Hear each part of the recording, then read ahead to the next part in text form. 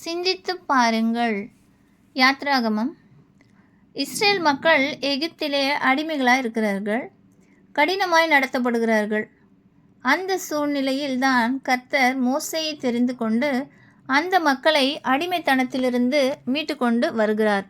ஆனால் அந்த மக்களோ ஏதாவது சின்ன சின்ன சோதனைகளோ கஷ்டங்களோ தேவைகளோ உடனடியாக நிறைவேறாவிட்டால் முறுமுறுத்து கொண்டே இருக்கிறார்கள்.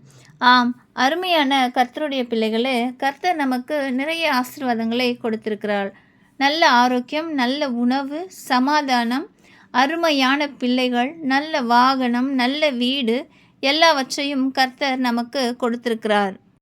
ஆனாலும் நாம் ஏதாகிலும் சிந்தித்து கொண்டு நாமே நம் சந்தோஷத்தை இழந்து விடுகிறோம். நம்முடைய கவலைகளையும் கஷ்டங்களையும் கர்த்தர் மேலே வைத்து விடுவோம். கர்த்தர் நமக்கு கொடுத்திருக்கிற ஆசீர்வாதங்களுக்காக நன்றி செலுத்துவோம். ஒருவேளை உங்களது குடும்ப வாழ்க்கையில் சிக்கல்கள் இருக்குமாயின் கர்த்தரிடத்தில் விண்ணப்பங்களை வையுங்கள். எந்த சூழ்நிலையும் அவர் அன்பை விட்டு பிரிக்காதபடி ஜெபம் செய்யுங்கள்.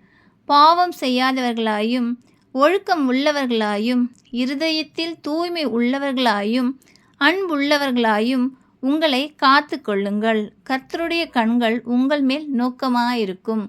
உங்கள் வேண்டுதல்களுக்கு கர்த்தர் செவி கொடுப்பார். ஆமென்.